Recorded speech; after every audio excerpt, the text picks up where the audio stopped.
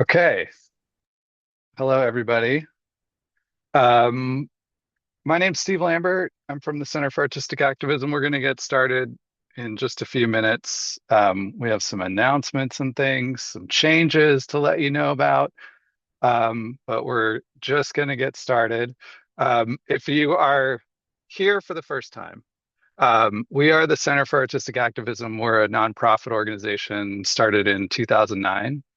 And we help activists and advocates launch winning campaigns by supercharging the innovation, creativity, and the rigor in their work. And we do this through training like this one. We do it through consulting and creating and sharing resources. So we have had the privilege of working on all these different kinds of issues. And I say this like we don't come as experts on these issues. We trust the people that we're working with to know the issue and the local context. And so they have expertise in these issues, and then we have expertise in artistic activism. And our goal is for everyone we work with to leave with both, right? They have expertise in both. That's sort of the mission of the organization.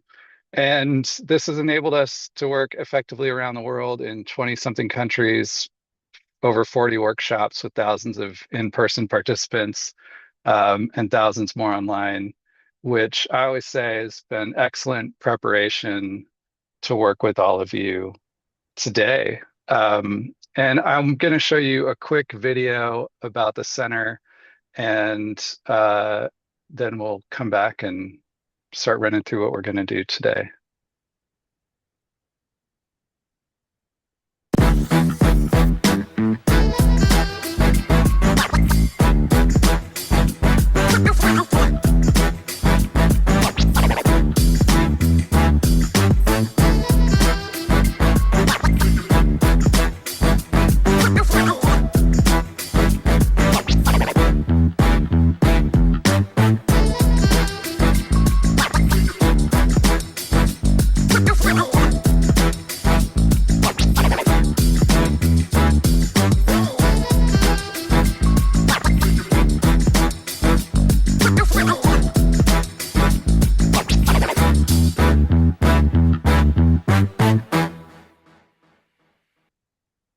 All right. So I also want to take a second before we introduce our guest presenters today, is to introduce some of the staff that's going to be helping us out. And one is Rachel Kita Carper, programs manager, and Rachel's going to be helping with the programs director. Thanks. Sorry. And Rachel's going to be helping out with your questions in the Q&A. And Crystal also, say hi, Crystal. Hi. And both of them, if you have questions, are going to be fielding questions when they can in the Q&A and passing them along to me to relay. So, and keeping an eye on the chat for us. So there you go. And thanks, you guys. And then we're going to cover a few things today. The narrative problem that's going to be Janelle. I'll introduce in a second, and she's going to talk about that. We're going to talk about the 10 Steps campaign and their sort of solution to authoritarianism, both how it works and how to solve it. And then at the end, the last third of this, we're going to spend starting to talk about how we make actions that do this, right? And I'll say this again, but if we get through this whole presentation and nobody does anything, it's been a complete waste of time. You have to put this into action. So I'm just preparing you right now. And before I go on to, we've got a little change of program. Unfortunately, Stacey Abrams had a last minute emergency come up this afternoon and can't join us. And she's relayed that she's very sorry she can't be with us all. But the 10 Steps campaign director, Robert Sills, is joining in her stead. And Robert, maybe let's just have you say hi real quick. Sure. Hello, good afternoon, good evening, wherever you are. My name is Robert Sills. I'm the campaign director for the 10 Steps campaign to Freedom and Power, founded by Stacey Abrams. And as Steve said, she sends her regrets. I'm going to do my very best impersonation, but it's a pleasure and a privilege to be here with y'all. We're so appreciative to the Center for their partnership. Yeah, great. Thank you. And we also are working on, I mean, we haven't been able to do it because this came up very suddenly, but trying to get, Stacy is determined to get in front of you all. So we're going to figure that out in the future. And like I said, we're going to do this follow-up workshop. So there's a chance that she might be able to come back for that. So this is what we're covering today. And I want to introduce now Janelle. I actually worked with you for months. I don't know. I'm afraid to say your last name and pronounce it wrong. Treibitz. Hi, everybody. Treibitz. I just know you as Janelle. But Janelle is a narrative strategist and has done this work for a lot of years. I can't. I'll let you like maybe give some highlights of that. I know it's included. Well, I'm not even going to try. But I'll just say I have been able to work with Janelle for the last few months, and she approached us because she had gone to some of these workshops in the past and was like, "Hey, I've got this thing I'm working on as a narrative strategist." So I was like, "Let's great, let's do it." And I was excited about it from day one, and so that's how this got started. But can you give a quick introduction, and then we'll get into what you're going to talk about? Yeah. Hey, everybody. I am a narrative and cultural strategist. I've been working for 20 something years, with different social justice organizations across different movements, across different geographies. I led some narrative research, authored narrative guides, but the heart and soul of my work is really about building very long-term strategies so that the future that we envision actually like all the things that we're doing now and in the next 5 years, the next 20 years adds up to that future. And that has a lot to do with like fundamental narrative shifts and belief shifts that we're setting in place and laying the foundation for now and into the future. So that is my work. I am currently working at the Frameworks Institute. I am their director of I always forget this. Director of Strategy Engagement for their Moving Mindsets Innovation Lab. And so that's what I do by day. And by night, I am apparently developing anti-authoritarian strategies, and I collaborate on things like this. Yeah. All right. So tell us where we are now. Okay, that's what I'm going to do. So I'm going to start us off by zooming out a bit and looking at this particular moment that we're in. So we're living through a cultural realignment in this country.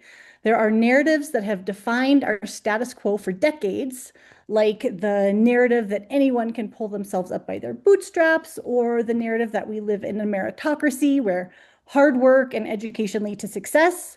But as you very well know, a vastly increasing number of people are not able to meet their basic needs, and the narratives that have been used to justify the status quo are no longer matching people's lived experience. And for some communities, have never matched their experiences.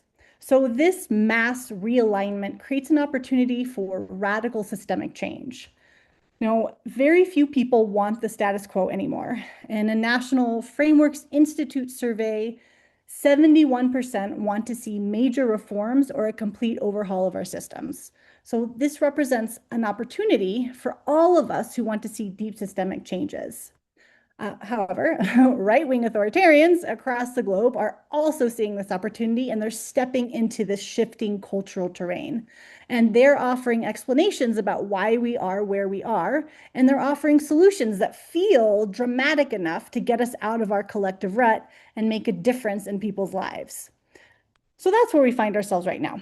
Robert later on is going to talk about how authoritarians are trying to remake our systems and institutions to maintain power for themselves. But I'm going to focus on the narrative level of that same process because, and we'll do the next slide. Thank you, Steve. Narratives are an authoritarian's first line of attack. So it's how they build support for their extreme ideas, and it's how they maintain that support while breaking laws, norms, and institutions that their own base might have supported just a few years before. It's helpful to understand that authoritarian narratives have a very specific purpose. So they are attempts to reframe an unappealing authoritarian value proposition by making the democratic path seem less attractive. Authoritarian narratives provide the logic for all authoritarian power grabs. And if you don't deal with them, you're going to feel like you're playing authoritarian whack-a-mole, like batting each threat down as it comes instead of breaking down the hidden gears that make it all run. So there's a particular narrative architecture that authoritarians have been using to undermine democracies and to turn them into authoritarian regimes. I've been calling it the authoritarian narrative cycle. It's basically a plug and play narrative formula that is used to justify the attacks on pretty much any community and institution. I developed this analysis heavily informed by research from Harmony Labs, Frameworks Institute, Define American, and the National Endowment for Democracy. And everything I'm about to share, you actually already know. It will be deeply familiar because we're living and breathing it right now, right? So let's go. There are 4 parts to the authoritarian narrative cycle. The first part is the threat. So authoritarians have to establish a threat to justify extreme actions. So they do that by inventing crises and using fear and failure narratives to blame vulnerable groups and institutions for economic, political, and social problems and for cultural loss. They generally use fear narratives to target groups of people and failure narratives to target institutions, particularly institutions that represent any level of accountability or checks and balances on the consolidation of power. The second beat of the narrative is the glorious future. These are the stories and actions that weave a picture of what the future should be. So in our country, the authoritarian future is a call to go back to what existed in the past. So it's like basically 1950s cosplay. And these narratives set up that the threat is the only thing preventing this glorious future from coming into being. And in this future, if you are loyal and you show support, your status will be secured. And that brings us to the next beat of the narrative, the strongman savior. So there are a couple of elements to this. First, let's look at the strongman piece. So these are stories that set up the idea that in order to deal with the threat, you need strongman tactics. You can't do the things the way they've always been done because it just doesn't work. So only strongman tactics will be effective to deal with the threat and get us to the glorious future. And then there's the savior element of this piece. These are like stories that create the idea that only one person, obviously the authoritarian, can actually wield the strongman tactics and get us where we need to go. And it's this heroic leader who will keep us safe and has special powers to fix everything. So these first 3 elements represent kind of the core meta-narrative of the authoritarian narrative cycle. This is the narrative formula that is being used over and over and are applied on each front of attack. So you have the threat, the glorious future that we could get to if the threat is dealt with, and then the strongman savior, who is the only person who can get us from the threat to the future. But there is one last part of the cycle that's important to mention, and that's the collection of stories and actions that establish belonging and purification. So these are the stories that really define who the us group or the in group is and what its norms are. This is how authoritarians reshape the norms and belief systems of their supporters. This is the part of the narrative cycle that defines what is acceptable, what loyalty needs to look like, and what happens to you if you step outside the new norms. And that's the purification element. One important norm for an authoritarian's us group is championing the punishment and expulsion of the them group. The them group is established in like the threat part of the narrative. So this is what we were dealing with. This is the authoritarian narrative system. But there is something useful to know about this particular formula that gives us some important insights. This is a system is rigged narrative. That means that at the heart of this big story lays a simple idea that gives it its power. It is saying the system is rigged against you and only authoritarians can unrig it. That's the reason it's landing with people. I learned about this from the Frameworks Institute. This system is rigged lands because it acknowledges people's struggles, that they're not getting what they need, and it offers them a way out. Frameworks has done a lot of research around this and found in a national survey that 70% of people believe the system is rigged in America. So this spans across ideologies and demographics. And this tells us that people are primed for different out of the box solutions, which actually is a great segue to what I'm going to talk about next. A narrative with the power to outshine and outmaneuver the authoritarian narrative. That was a lot of information, though. So I'm just going to pause for a minute and ask you all a question just to help us process how this might relate to our own work. So in the chat, I invite you to tell us, how is the authoritarian narrative cycle impacting the issues you care about? Who or what is being framed as the threat? And what strongman tactics are being framed as necessary to deal with the threat? So please put stuff in the chat. I would love to read out a few and see what you all are experiencing. And while we wait for folks to type, I just want to say, like, with both the folks we have today, we have like a real clear description of the problem, and then also some very clear instructions on like a way of approaching solving it. I just want to say I appreciate that about you, Janelle, and also 10 steps. So it's like, it's not just about the problem, it's about like how we go about solving it. So what do we got in the chat? I'm seeing immigrants, all immigrants, yes. Trans people, I'm seeing Democrats, Antifa. Someone said me. Yes. Um, Sustainable energy, yes. there was another one there that said anyone that is against the leader. Is that too Yes. broad? Or does that No, no? no, I think that's because it's applied. You get put in the threat column, even if this is the whole Republicans in name only and actually attacking their own people Oh, because it keeps them in line, right? It's that purification process. It's like step out gotcha. of line, and we're going to place you in the threat category. Someone else had an educated person, right? So like as a professor, I am also a professor, like there's attacks on schools and like, that people who are educated are elite. People of color, especially women and queer people of color. Artists, yes, especially if artists are saying something they don't like. Yes. Oh, scientists and experts. Okay, I think they're getting it. I think Yeah. Yeah. Are you all ready to hear some ways to push back against this narrative? I see a heart. I see a single heart. Oh, there's another Yes. one. Okay, great. Okay. And there's some yeses. Okay, yay. Okay, great. All right. So let's um I'm happy to tell you that we actually know a lot about what helps counteract the different elements of an authoritarian narrative.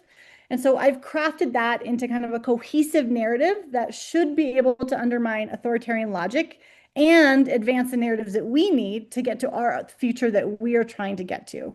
So I'm going to call this the Unrig the Future narrative cycle. You can name it something different. I've really struggled with this name. And so instead of the authoritarian threat, the first beat of this narrative is the real threat. So these are stories and actions, and I want to be clear that I come out of organizing. I know there are probably many people here who are coming out from a lot of different backgrounds, but the idea of a narrative is that it's an embodied. To get a narrative and have a narrative move through and be adopted in a world, it's like an embodied experience. You're not just getting it from like things you see on TV. You're getting it from parents. You're getting it from religious leaders. You're getting it from experiences you have on the ground. And so when I say stories and actions, it's not just about telling stories, it's also about how we show up in the world. So I just want to be clear that I'm not just talking about the stories that we tell. It can be a much broader segment of experiences that you can create. Anyway, so though I'm talking about the real threat, these are the stories and actions that reveal what a real threat actually is, what the real threat is, and not what the authoritarian claims it to be. So as we frame the real threat, we are also helping people understand how attacks on people and institutions impact all of us. And that's come up a lot in research, that folks need like a little extra help connecting what's happening in the world to particular groups to how it impacts their own lives and communities. And it can even be like pretty broad, but they just need a little help making that connection. So I can give a quick example of this in action. When the National Guard was first deployed to Washington, D.C., the excuse was given, if you remember, that D.C. was overrun by crime. And in the first few weeks after it all started, it like all kinds of people, politicians, journalists, kept saying, DC doesn't have a crime problem. Look at these statistics. I have all the statistics. Crime has gone down. I'm telling you, we have the facts. But as you know, facts are not as powerful as stories. And it also kept the conversation in the authoritarian's narrative terrain. So pretty quickly, activists pivoted and started naming what the real threat was. That there is an authoritarian using the National Guard as a personal police force. So the problem wasn't crime, it was abuse of power. And that reframing helped to inspire massive national pushback. And then when it started happening in other cities, people were more quickly able to name the threat for what it was and not get lost in statistics and facts. But here's the thing. As we're weaving a different narrative, we have to keep our ultimate goal in mind.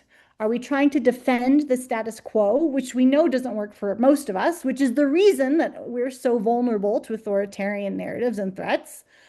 Or are we trying to build something better?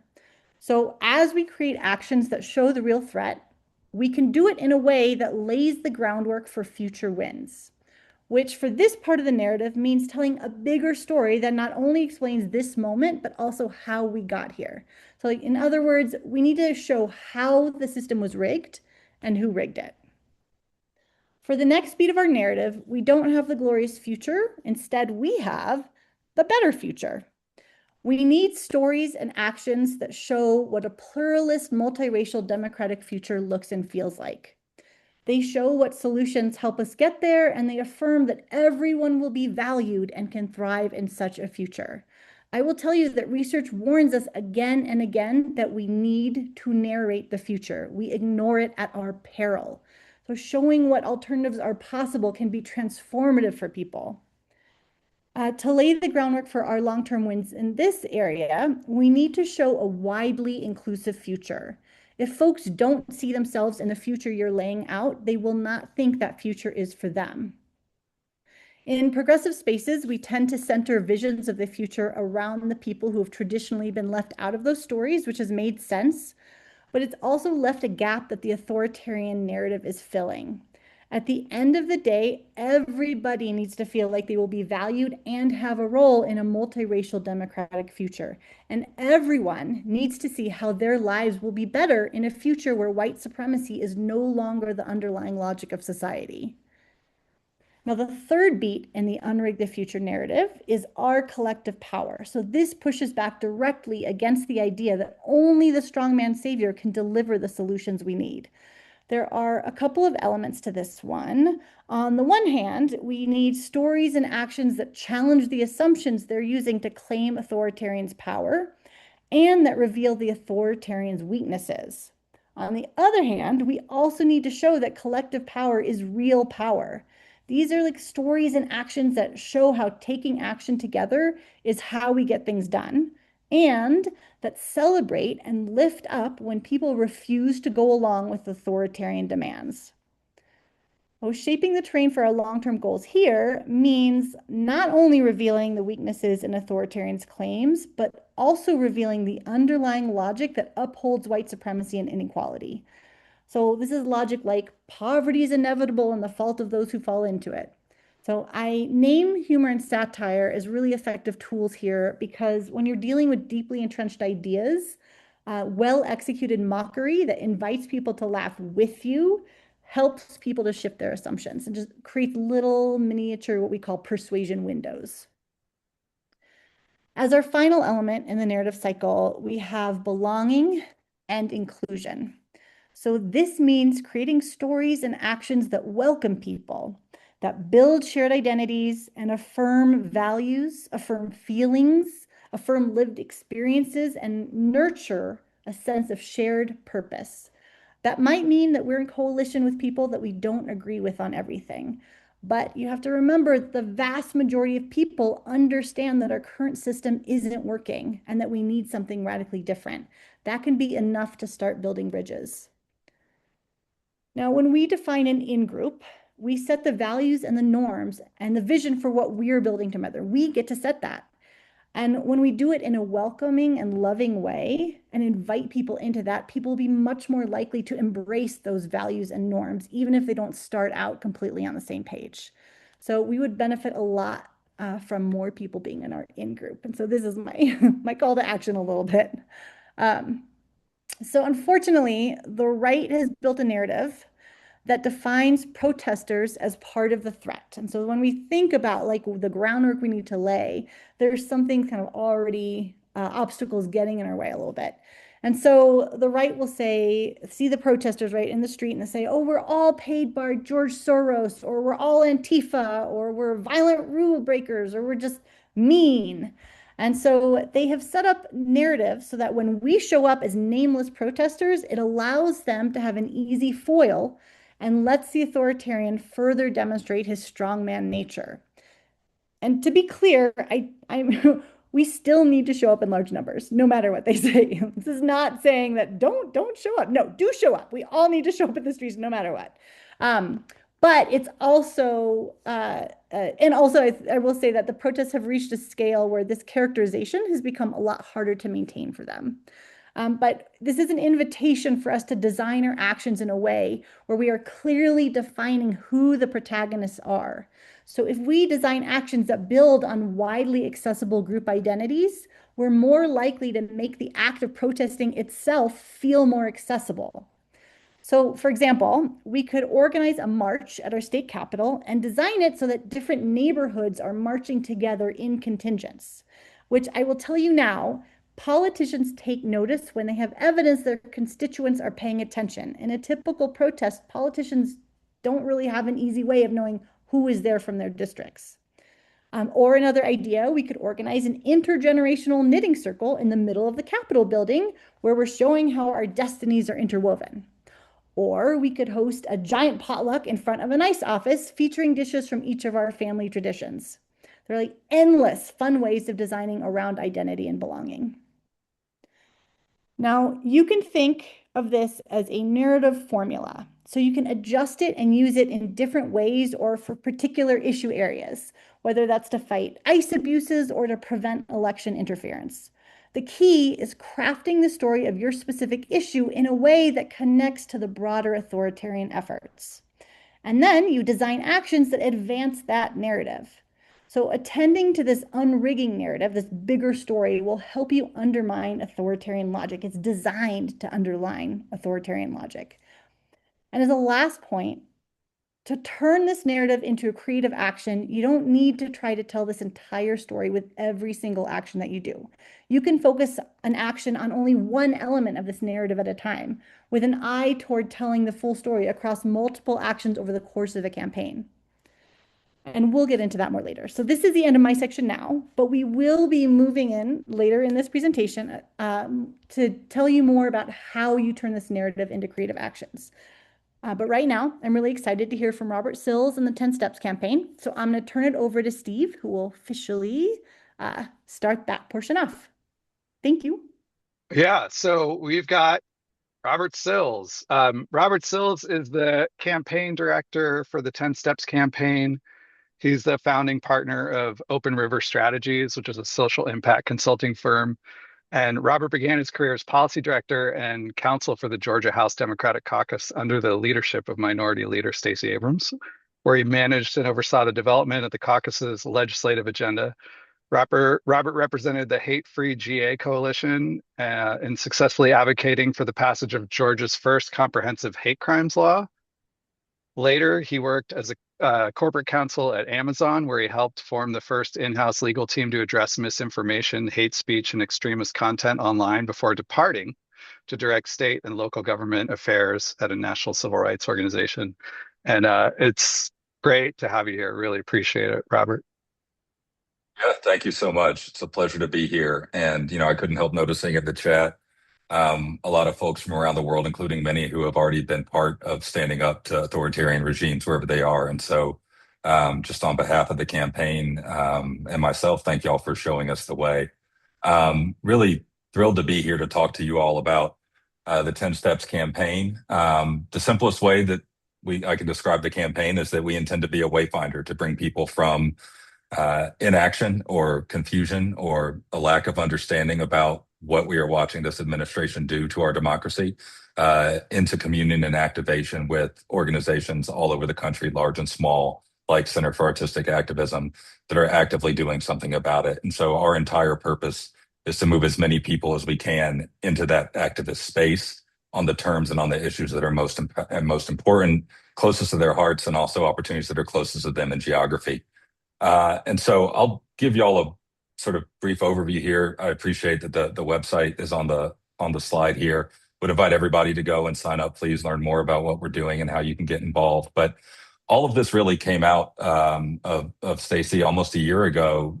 She had an appearance on the Jimmy Kimmel Show, which I know my colleague and partner Aaron Alquist is here.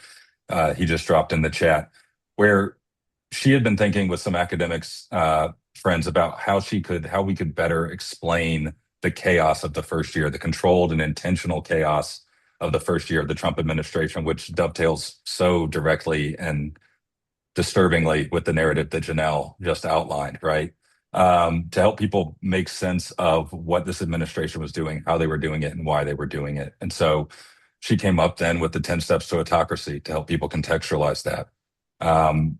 That was received, and I'll walk through those steps shortly, but that was received with such enthusiasm that we quickly realized, well, it's not just enough to explain what's happening. We have to do something about bringing people in to be part of the solution. And so that begat the 10 steps to freedom and power, which I'll also get into. So, and I'll go back to sort of Janelle's presentation as well. One of the reasons why we're so thrilled to be here is the narrative structure that Janelle talked about, the work that she's done, the work that Frameworks does, the work that the center does, just help us make sense of this moment so well. And at the root of it, we're all involved in a battle for the soul and future of our democracy, but it is a battle of narratives and a battle of storytelling. And so, our job, our mission is to tell not just the stories that help people understand, but the stories that inspire them to help make a change. And so, when we're thinking about what we see in autocratic movements historically around the world, there are 10 steps, and these are cardinal, not ordinal. They don't necessarily all go in the same sequence every time. They don't all take place at the same time.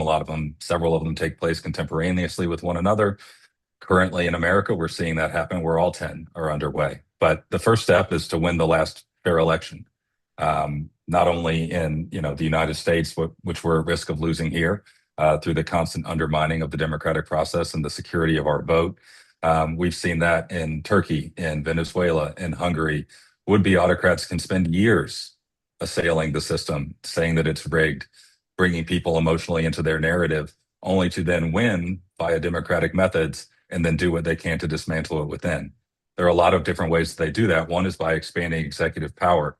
In our case, we've seen them push constitutional boundaries. In other countries, we've seen manufactured state emergencies. They test what the system will tolerate, and they expand executive power in every shape and form to the extent that they can to maximize their ability to control the narrative around a certain preferred ideological outcome that is not reflective of the will of the majority of the people. Just yesterday, I believe it was, we saw that the current administration considered suspending habeas corpus rights for immigrants, and ultimately, fortunately decided not to move forward with that. But they are constantly, like the velociraptors in Jurassic Park, poking their heads through the fence to see where they can fit through. They capture other branches of government, right? They co-opt Congress. We've seen that happen, extensively over the 10 plus years that Donald Trump has been on the political scene in America, whereby, capturing the fervent adoration and attention of a given political base enables them to co-opt, particularly the legislative branch. We saw the earliest steps of this in denying Merrick Garland a seat on the United States Supreme Court. Eliminating checks and balances paves the way for them to drive, their bulldozer straight through the heart of democracy.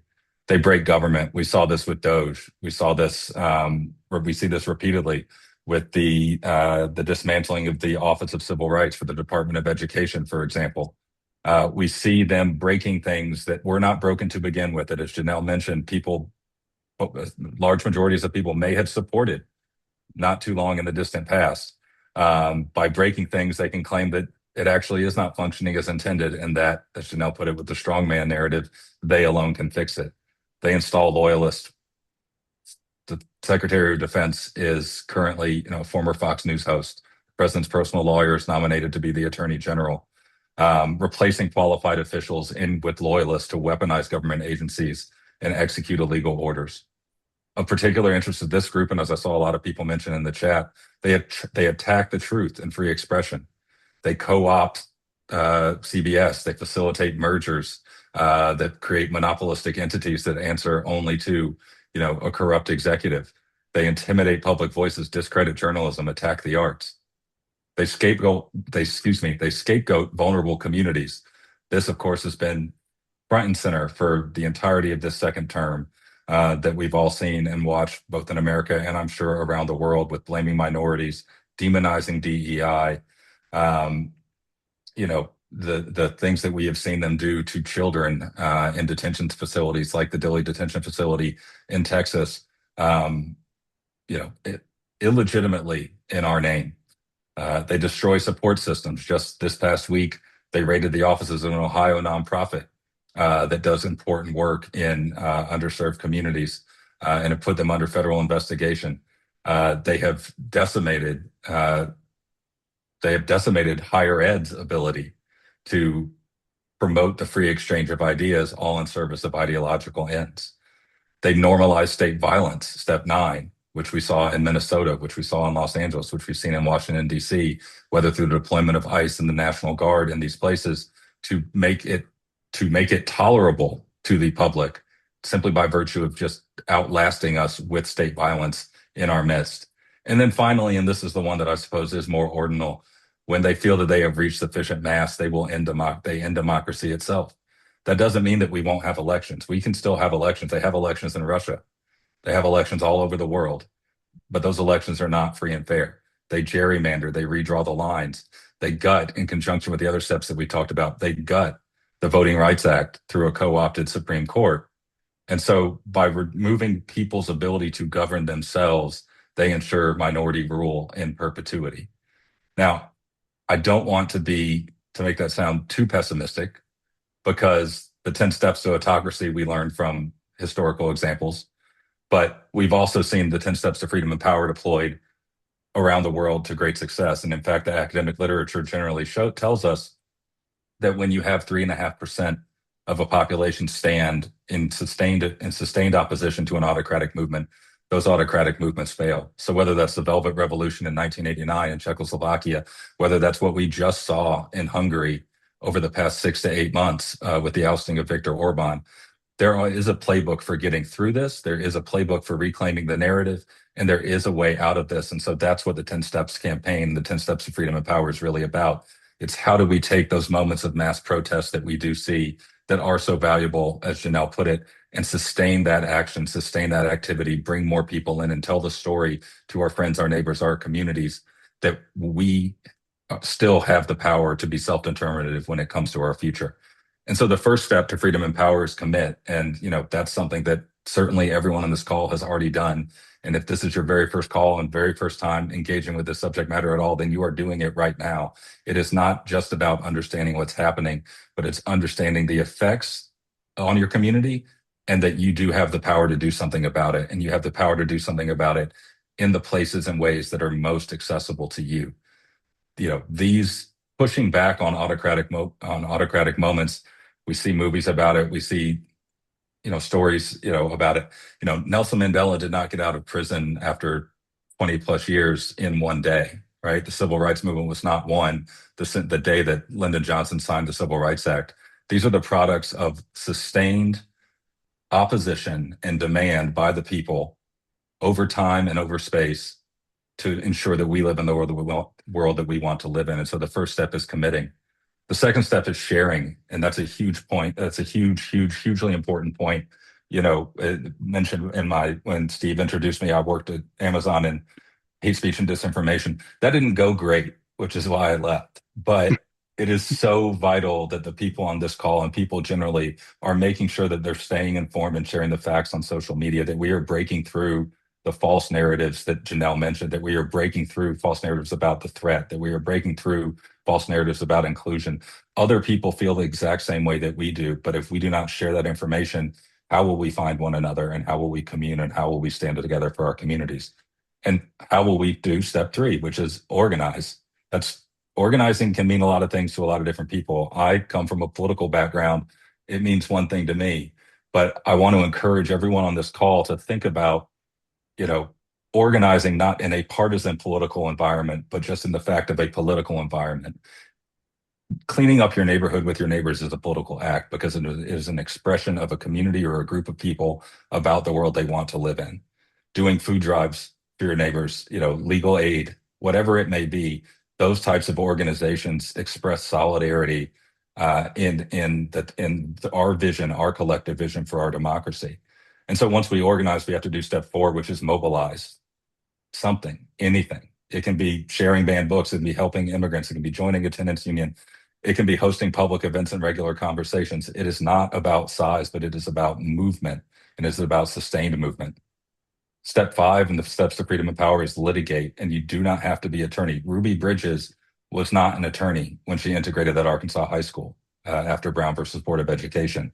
If you are an attorney, God bless you, please get involved. But you can, if you or someone you know has been harmed, you can be a plaintiff or a witness. You can help volunteer. You can lay the ground for future litigation work in any number of different ways.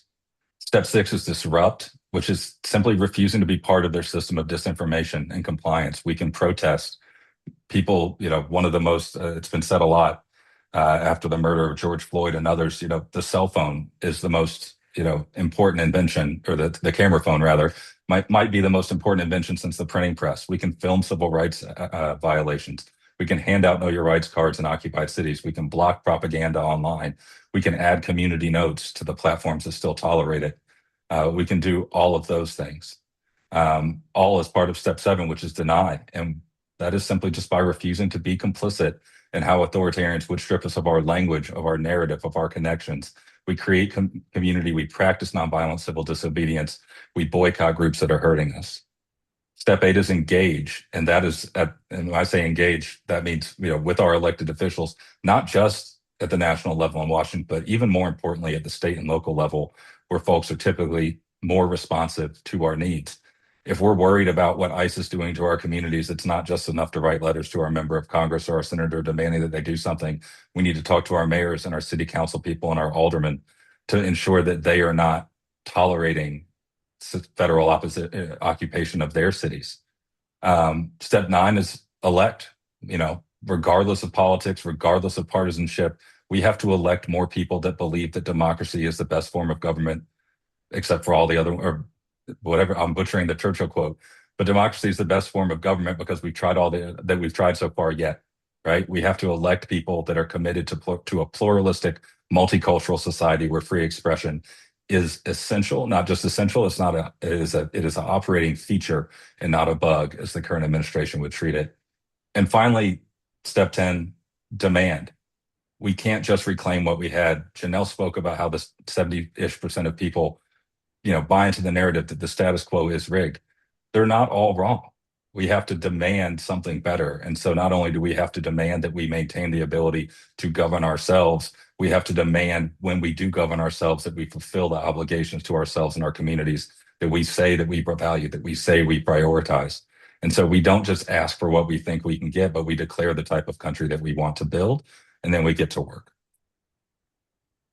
So, those are the 10 steps to autocracy and 10 steps to freedom and power.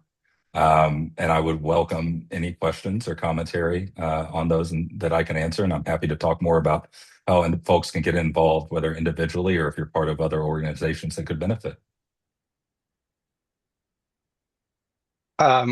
We'll have those come in a second, but I'll just say, again, it's the problem is so stark and it can be really overwhelming. And I think this is true for regular people too, is like, people that wouldn't necessarily call themselves activists, is they see these problems, but it's like without action to take, it can feel very overwhelming and disempowering. And so I think it's so critical that you have this combination of the the stark problem, but also these steps that we can all take.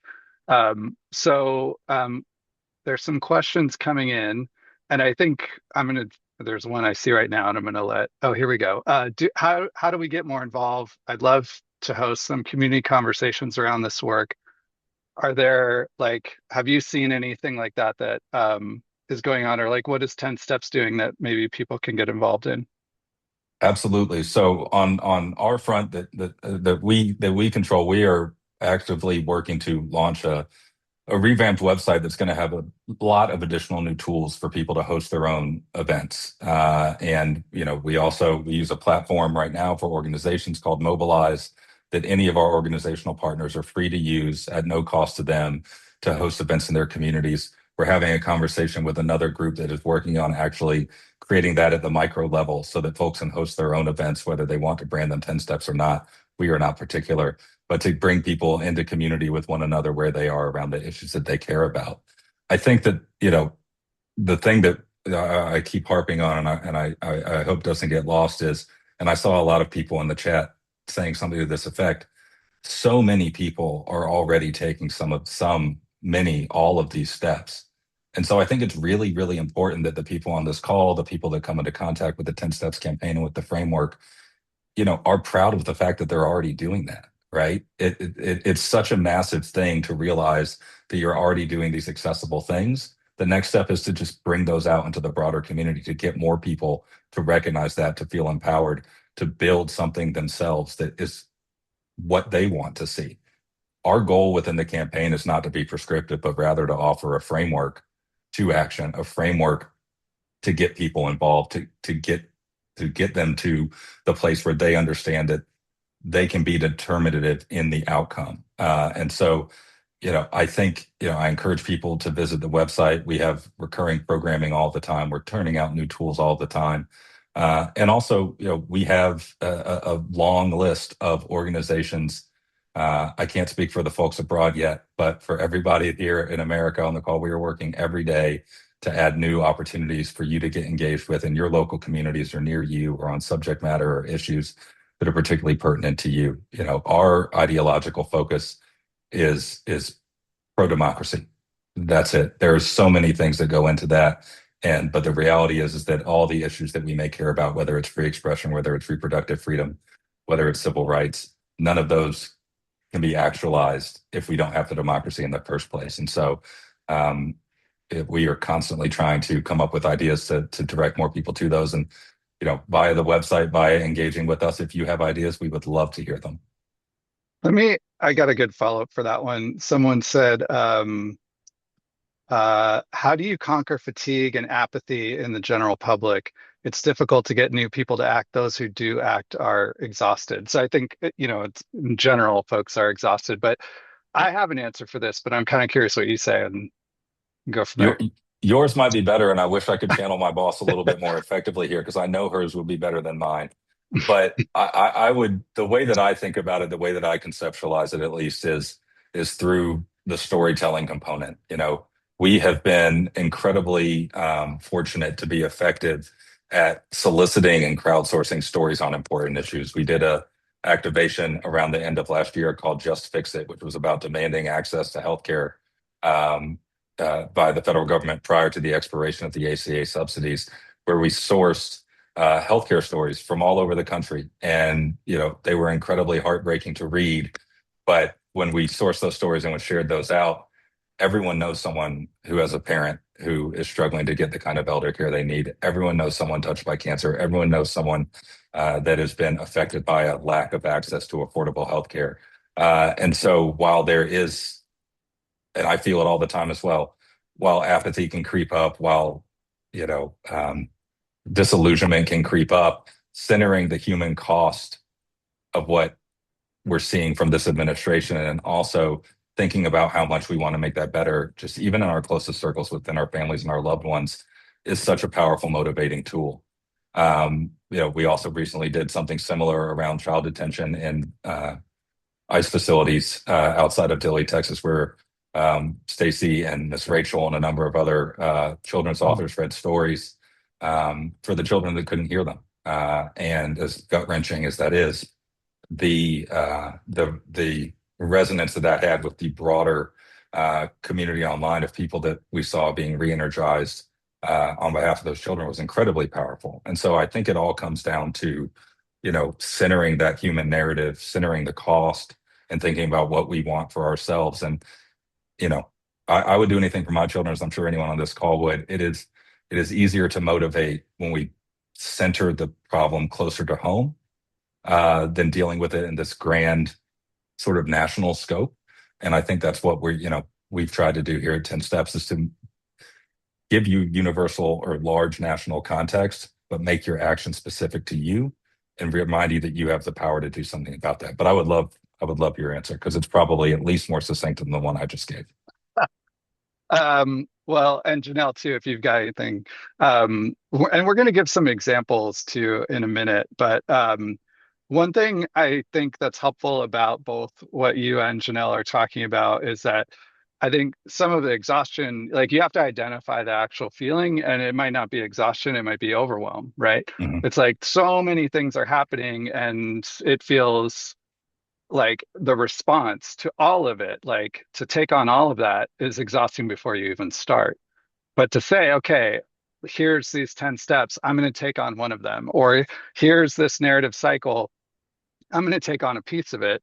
And I can tell you from where I get to sit and see all these activists all around the world working on this stuff, that other people will take on the other parts, and we're doing this all together, right? So you move your one part to, and everybody else is going to move their one part, and together we're moving forward, right? So to remember that you're doing this in a bigger group. And then also that activism, when it's done really well, is enlivening. It brings you energy, right? And I think we've all experienced that. When it becomes routine, when it becomes like, less, I don't know, that's why it needs creativity, right? It's because that's what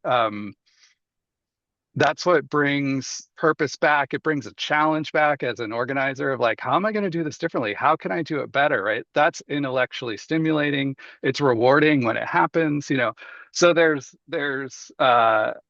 opportunities there, right? And I think just giving people an outlet for that feeling is a way to get them involved again. I think we have time for one more, and I think it would be good to see what you say about this. But there were two that were sort of about like, it sounds really important to articulate what we're for and that kind of a vision. But when you're working with such large numbers of people, is it important that everyone be kind of aligned on what that vision is? And if so, how do you do that? That's a great question. I think that it is important to be aligned on the fact that we deserve to fight about these issues in public without fear of recrimination. I think it's important to be on the same page that without a multicultural, pluralistic democracy, we will not be able to have discussions and policy debates and arguments about the various things that matter most to all of us. We can't talk about what education should look like if we don't have a functioning Department of Education, we don't have a functioning Congress, we don't have functioning representative school boards. We can't talk about healthcare. We cannot talk about any of these things unless we have the actual fundamental, foundational systems and processes in place to where every single one of us has the opportunity to express our preferences and to change our minds, right? That's one of the things that is most disturbing about the current movement that we're seeing, is that it purports and it attempts to lock in a philosophical view of what America should be. And America has never been that. It has never been better because it has been that. It has always been the place where we are able to have hard debates and hard conversations. And so the way that we talk about this internally, the way that we talk about this with our partners, a very diverse group of partners across the ideological spectrum, is we have to win first and then fight so that we can fight later. And there is goodness and there is glory and there's joy in that fight. But if we don't preserve our democracy, we will not have that opportunity. Yeah, I think there's something else you're saying too, which is like the bigger the issue, the easier it is to get people to unite on. Like, do you want Mhm. democracy? Yes or no? Most Right. people are going to say yes, right?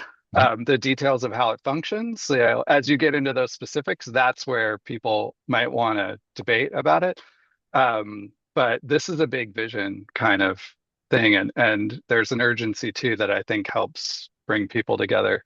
No. I could say more about it, but is there anything before we get into this next part that you want to add or you know, say to Yeah, folks here? sure. No, I'll just thank you again to the center for having us. I know Stacy really looks forward to doing something in the future, and just to sort of put a recap on what we're trying to do and what we're trying to be. I mentioned this at the outset. The 10 Steps campaign is first and foremost a wayfinder. The metaphor that I use all the time is that, we are a realtor for civic engagement, and we would be a pretty bad realtor if we showed you one house in one neighborhood and said, this is where you have to live. There are thousands and thousands and thousands of opportunities for people based on the things that they care about, based on their ability, based on their capacity to get involved in. And it's our job to try and help you find those to the extent we can. And so we are constantly adding new organizational partners, new opportunities, new resources to the website. And I would really just invite everyone to take a look at the website, sign up, join us in communication and join us in the fight. And again, so grateful for the opportunity to be here. Yeah, I want to thank you for stepping up in an emergency too. Really Happy to. appreciate it. Wouldn't be the same without you. And I just want to read you something that got written in the chat in case you didn't see it, which is this is the single best Zoom I've ever been on. Thanks is not enough. Well, thank you So, all very much. I appreciate it. um, and you're welcome to hang out with us as we talk about how we're going to put this into action because, like I said before, this is useless unless we put it into action.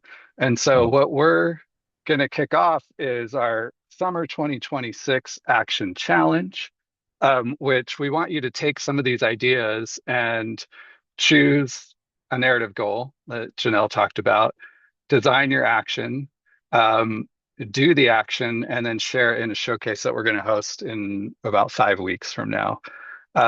So we're going to support you through this, and that QR code is a link to sign up to show that you're interested. And I have a link here that I can give you. Did I do that right? There we go.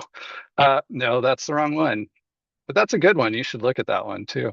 Um, there we go. Thanks, Rachel. So, what we're going to do is brainstorm action ideas, think through the logistics of it. You can share prototypes with us. It'll be these following Mondays. So, a week from today, we're going to skip a week, and then July 6th, July 13th, and then the showcase potentially July 20th. We're talking about trying to get a special guest for that. We'll see. And then it would be from 4 to 5 Eastern time. So around this time, if that works for you. Now, the action can be big or small. It doesn't need to be, you don't have to take on the globe or even the national government. You can work on a small level. The idea is to practice this, right? It's just going to be a few weeks. Start to use it. And we will do it together. I'm going to be hosting these mentorship meetings. I'm going to try to convince Janelle to drop in now and again. We've got a forum online that you can communicate with each other on. And so I really encourage you to join us. We'll be meeting up in the uh, weekly to like help people out. I will be there to talk you through it.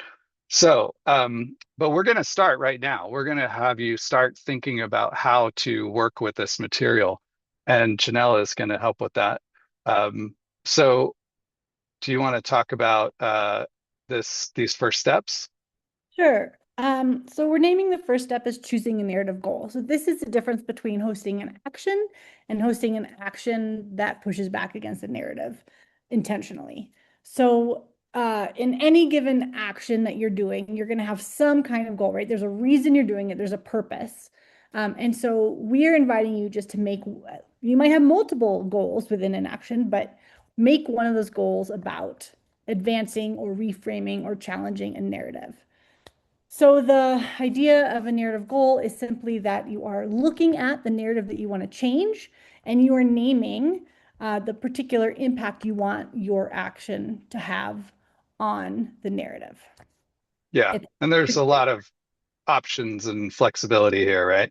Yes, there are lots of flexibility. And in fact, I developed some example narrative goals. You can use one of them or multiple of them.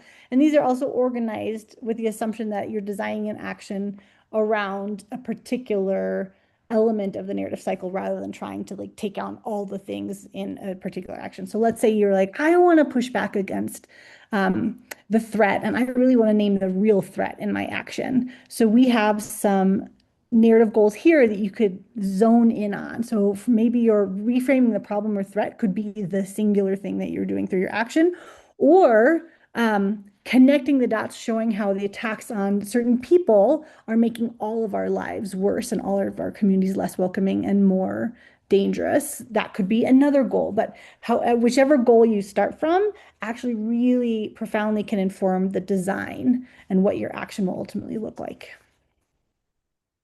So speaking of design, um, we want to figure out an audience that's going to match that narrative, right? Or a narrative that matches the audience. You made that distinction that it can go either way.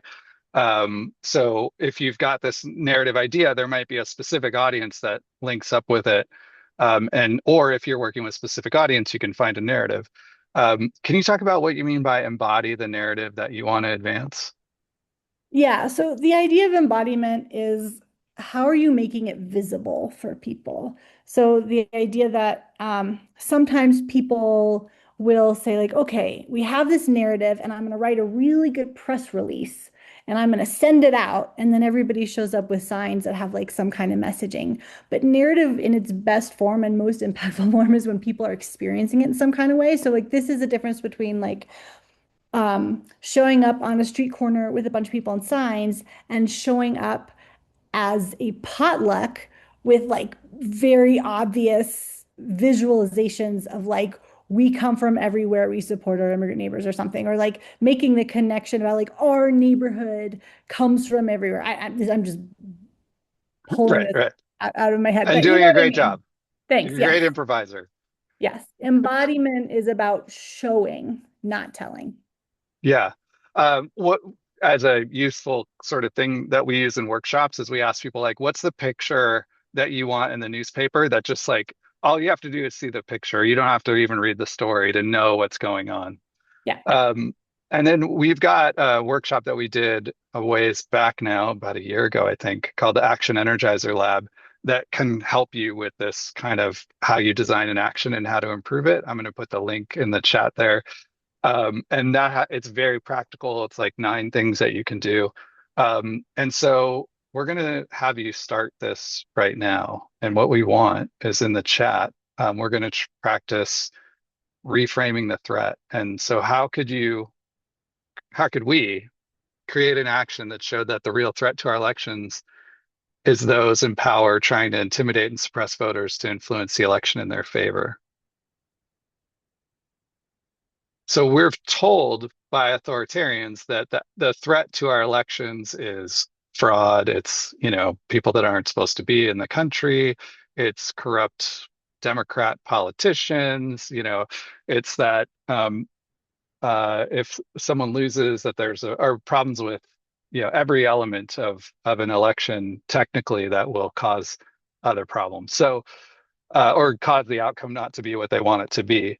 So how do we reframe that to show that the real threat is people trying to intimidate and suppress elections to influence the election in their favor? And I just want you to take a minute, go back to the idea of like, what's a visual that shows that? What's an image that you could present?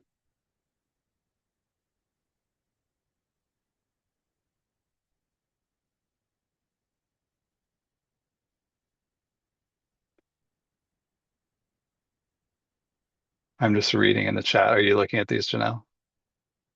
Okay.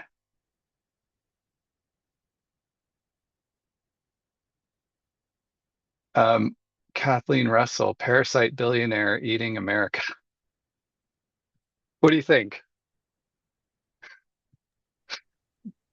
I think one of the things I think about this, and we're asking you to like design in 30 seconds, which is fine, but um, how can you do this in a way that invites people in also, that is making connections to people so that they're like, yeah, yeah, and they like want to come join you. So that's some of the, I think, of the Here's challenge. here's one. It's from a guy named Steve, so I may be biased, but you prove that voting restrictions disenfranchise legitimate voters more than fraudulent voters. Would like having a sort of showing the scale or like that this supposed solution to this problem is causing a bigger problem, is that a direction that might be have some promise? Yes. Okay. Yes. That sounds like a great starting point. So then from there, I would think about how do we visualize how many people have been disenfranchised on this one side versus the other, right? Because like, Yeah. I, Rachel, our unstoppable voters expert here, will know the fractional tiny number of people that have actually committed some kind of voter fraud, half of them on mistake. But yeah, like that difference in numbers is massive. And so how do we visualize that? Do Yeah. you see anything else? Yeah, I've seen this giant thank you cards addressed to election workers. I think that's that other part where it might not be as easy to point out the real threat, but it does show up for the folks who are under threat and could be paired with some of these other ideas where you're feeling like this is too far. We're going to stand up for these election workers. This is not acceptable, and also pointing out what the real threat is. So some of these ideas could even be combined to like do two of those things at once. Yeah, sometimes it's actually hard just to do one thing with an action. But it reminded me of what you were saying before of like you can, I forgot the way you put it, but like undermine the authoritarian narrative and advance the other narrative. That would be doing more to advance the other one, which actually leads into our next thing. But are there any others that we want to talk about before we go on, or should we keep going? There's so many I fun ideas on here. I know there are. We could probably keep going, but yay, everybody. Good job. Okay, yeah, we're starting to get it. Okay, how could we create an action showing a better future? And I said, that idea of thanking the election workers moves in that direction, right? But how could we show an action showing a better future? And this is a little bit more broad, right?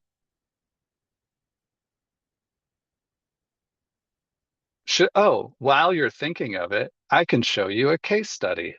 Am I sharing my screen? I believe I am, right? Yeah. Okay. So, if you've seen one of our workshops before, you might know this story.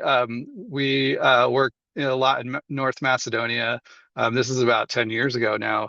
And North Macedonia is this country that was created when the Yugoslav Republic broke up into Croatia and all these other countries.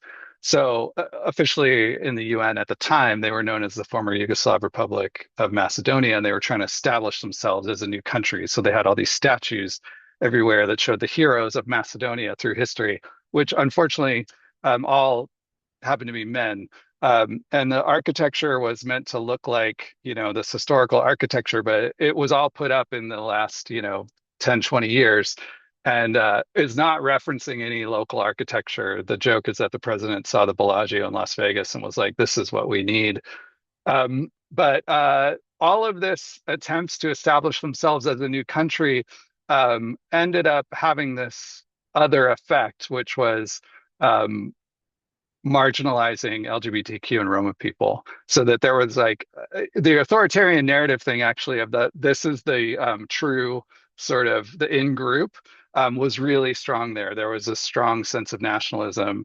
And we saw that when we did this workshop there. We were working with LGBTQ and Roma people, and it was a very hostile place, like second only to Russia, I think, at the time, to be queer. And when we asked them, what do you want to do? They were angry at being outcast and assaulted and in public, literal violence, right? And they said, we want to fight back, basically. But we're like, okay, you could do that, but it sort of plays into that narrative, right? It makes it seem like you are even more of an outsider and you're attacking the in-group. What do you really want? And they said, well, they had a hard time for a second. Then someone was like, well, I just want to make a whole new country. And we're like, okay, let's do that, right? Like, what does this new country look like? And so we did, but we made a new country. It was in the main park in the capital of Skopje. And it was on this Saturday afternoon. So it's short term and it was in this little space, but we made our country and we made a border. And so that picture you see is the border. And we called our new country the future republic of the former Republic of Macedonia. And when you entered, you could go through the border. There was a border guard there that would give you an ID, and the ID was like the gender was a quadrant, and we encourage people to fill it out in pencil in case they felt differently tomorrow. The border guard would blow a whistle and welcome the new citizen, right? You're like never confronted there. You're only welcomed. This is the ID paperwork. And then once you were in our country, there was a place for you to become a statue and you could become a hero of the country and explain why you're a hero. And this became this like incredibly popular thing in the park that afternoon. We had hundreds of people visit.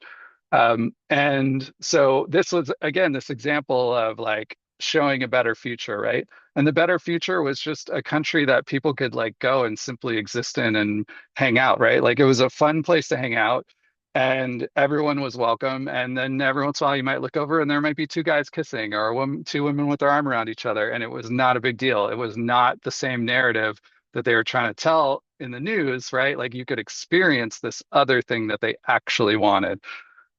So let's go back to, do we have any ideas of how we can create an action showing a better future in the chat that you want to highlight, Janelle?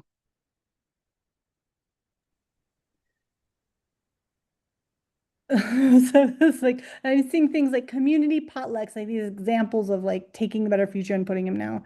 There's this lovely bike parade idea to go over early, which I think you could push a little farther to have little miniature bike floats or something that demonstrate the future and you're going to vote and making that connection between the future that you're trying to build and voting. Or something about DC statehood. Somebody said get states to put referendum for DC statehood on their ballots. It'd be fun to actually put DC statehood on ballots and then Yeah. and have that as the action. So make your own ballot. Make your own, yeah, make your own ballot. Yeah. The trick rule of thumb thing with like the better future, I think in my experience is smaller scale, right? Or temporary. Like you just sort of, or like one part of it. And so like, how do we show this one part?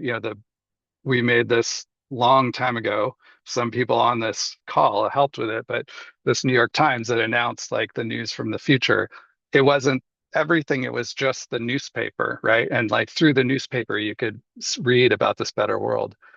All right, so we're going to show another example. How could we create an action showing collective power, right? That the power is not in the hands of the strong man, the power is in the hands of people. And I'm going to give you another quick case study. And if you've seen our workshops before, I have a treat for you because you've never seen this. So this was done not by or by an alumni of ours named Pata, who's in Tbilisi in Georgia. And in Tbilisi, in the Republic of Georgia in general, there's a very progressive youth culture that the broader culture has not entirely caught up with, right? So they're very far forward than the broader culture. And if you've ever been there, there's a club there called Bassiani. It's an internationally known techno club. It's a massive space that's in the basement of a soccer stadium. And they have the best sound system. The parties go till 11 a.m. And there's a huge community of people who gather there that are like queer in every way. You don't necessarily have to be LGBTQ. You can just be any kind of outcast in there. And it's where you can just be who you are, no matter who you are. So it's supposed to be amazing. So I've heard. And within this club, you enter that sort of better future, right? Like you go into this different world. But what our alumni, PATSA, started organizing within the nightclub and within other nightclubs. and creating this thing called the white noise movement. And they were fighting back against an authoritarian conservative force.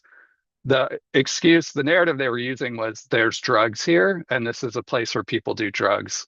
And they eventually raided the club with special forces who had like machine guns. And they were looking for drugs and they didn't find any. But they also cleared the club. So everyone poured out onto the streets. Now, how do you fight back against this armed special forces and the government attacks? How do you have any collective power when you're up against a military force, right? Because Pata and these other folks in the white noise movement had already been organizing this community, they immediately, the whole group started making calls. They got a portable sound system, and they started marching, and they took the whole party to parliament. As they're going at like 1, 2 in the morning, other people are joining and people start showing up. This is a video from the front of the parliament building.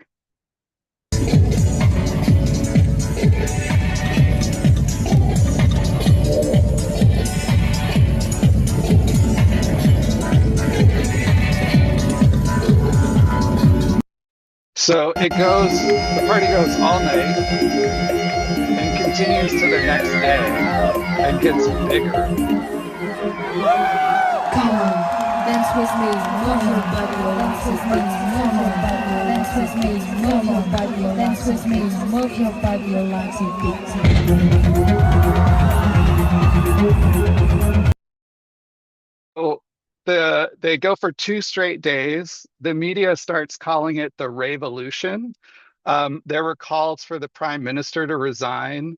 It was determined to be a crisis. The president said the country was on the brink of a civil war. And what they were demanding, they had a list of demands, some drug reform stuff. But the number one thing was that the Minister of Internal Affairs, who ordered the raid, come out of Parliament and apologize. And he did. So in that way, it was like a huge success, right? They won some of the drug reforms. Now, if you know anything about Georgia, it's shifted back, right? You don't win and win forever.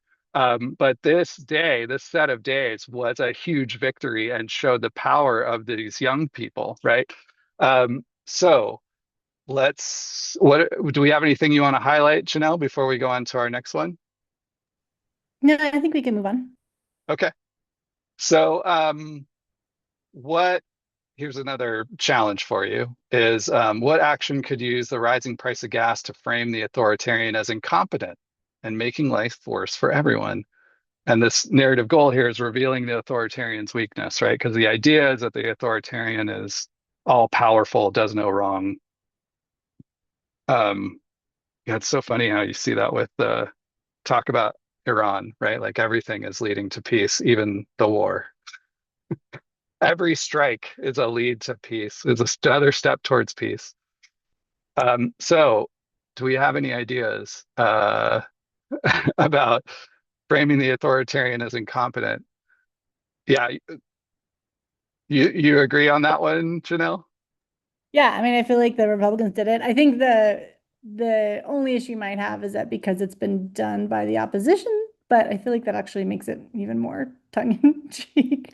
I think, and literally anything. So, like, yes, gas prices are rising. Yes, you totally could do the sticker by the pump and say like, thanks for that. But what would it look like to extend that beyond there? Could you make giant blow up stickers and stick it next to like the even sign in front of the gas station? Could you stick it in front of, I don't even, I'm trying to think of like housing complexes that have stalled because they couldn't afford building materials. I mean, sometimes these, or like supermarket prices, how could we push it farther to do an even better job of There was raising it? someone who had an idea earlier about a grocery store with old prices and new prices. Um, That's great. That's great. That's a yeah, good idea. fake light up gas signs near gas stations with his statements about how he's stoked for his gas pals. Yes.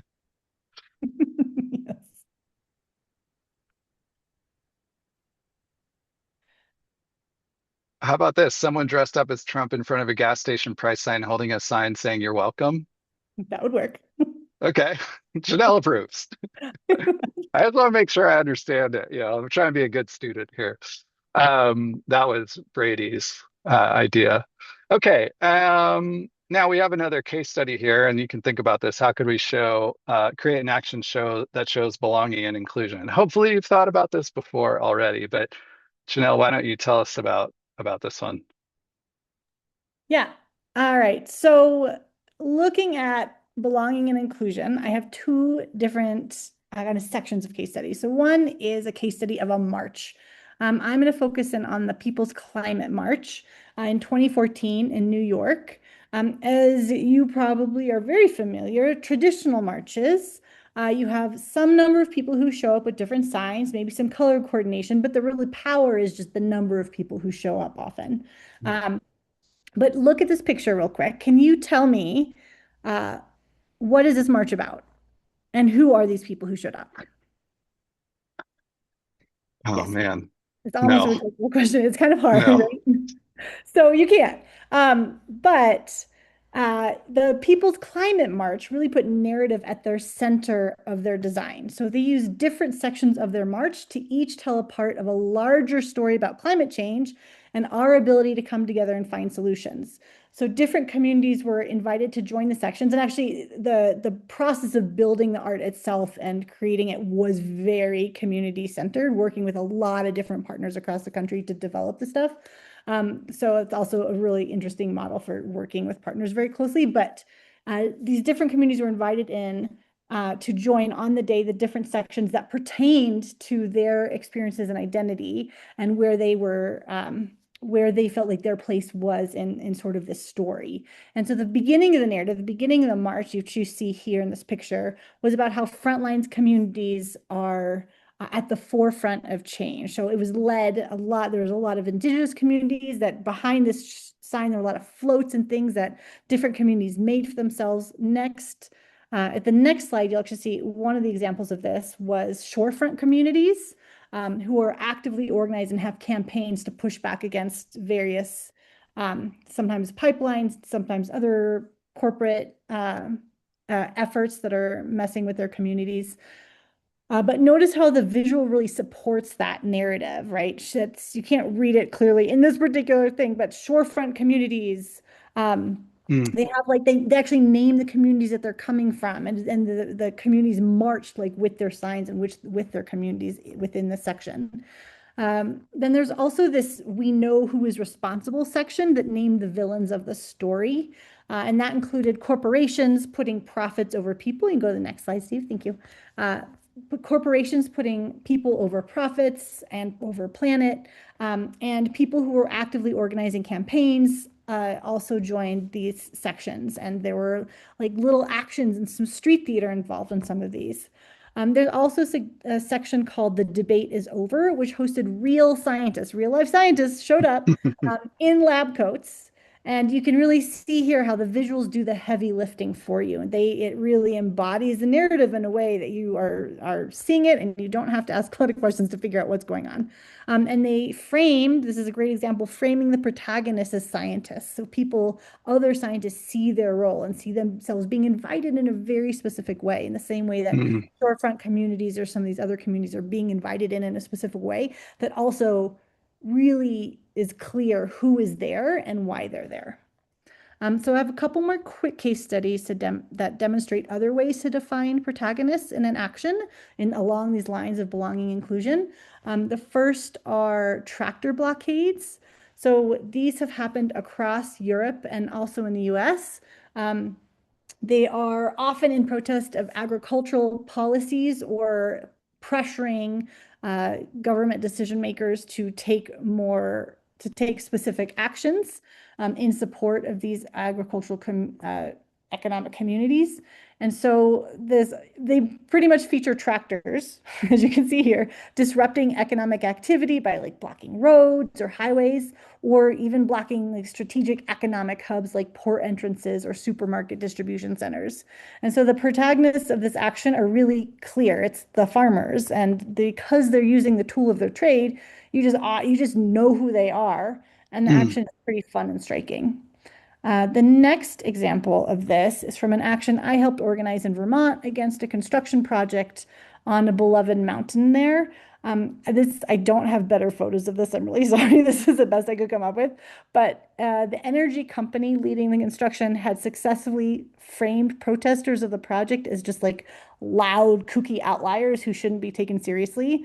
And so, as part of an effort to reframe who the protesters were and that they were, in fact, everyday Vermonters with legitimate concerns, we created a square dance blockade and held an actual square dance with the square dance collar and everything in front of the construction site. And we managed to shut it down for many hours. And I just want to note that we were so successful in shutting it down as long as we did because the police did not know what to do with a group of like joyful square dancers. Like they were totally baffled about how they should deal with us. And they were just kind of like trying to like respect the square dance and stay outside of like the circle of where everybody was dancing and moving and but it's So pretty fun. you challenge their narrative. We challenged their narrative also, yeah. Yeah, yeah. All right. So I want to just say again, like this is just hopefully getting you to see some ideas, have some ideas, like getting things started, have you understand what we're going to do. If you're like, I don't know what I would do, great. That's why you would come to this, right? We're gonna you can can we where did I put that link for your worksheet? Did I do that? Do you have Oh, that? We'll send it out. Oh wait, well, yeah, I no, do I have it here? Anyway, this look is at it. this is a link that I think does that to sign up? I can't remember anymore. We had to change so much stuff right before this. But anyway, we will help you, right? Like, and we have Janelle and I made a worksheet that includes some of what you saw, some other stuff. We've got oh, thank you, Rachel.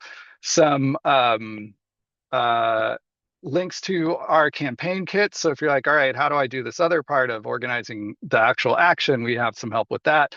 And we're going to get you onto a forum where we can check in and you can talk to other people. And the idea is like not to make the biggest thing, not to make the greatest ever, but just like practice this, stretch your legs, get out there, use it a little bit over the next few weeks. You can use it for something you're already working on, or you can, just start with something that you come up with now. It doesn't have to be with a big organization. It can be. There's just a lot of flexibility. We just want you to start using this. Yeah, that's the link. Sign up. I will send an email out probably tomorrow, as soon as I possibly can. If it doesn't come, I haven't forgotten. That is not why it doesn't come. It's because I'm scrambling. But thank you, Janelle, and thank you to all the 10 Steps folks for coming. And is there anything else that you would like to say, Janelle? Just thank you so much, Steve. We appreciate the Center for Artistic Activism for hosting this. Yeah, thank you. I mean, this is why we exist, to share stuff like this. And if you are like Janelle and have something you're working on that you're like, hey, that would be cool, get in touch. Sometimes it works out. So thank you, everybody. And if there's nothing else, we will wrap it up. Let me just check with Rachel and Crystal. Thank you, Rachel and Crystal, too, for helping us keep track of all those comments. There's so many comments. Yeah, thank you again. I see all the hearts and the thumbs up and that's nice. Okay, Rachel says we're all good. All right, everybody. I'll also get a video of this. You'll get all the slides, everything. Thank you again for taking the time for this special 90-minute. You can see how we could not make this shorter. There's so much stuff in this, but glad you made it to the whole thing. All right, bye.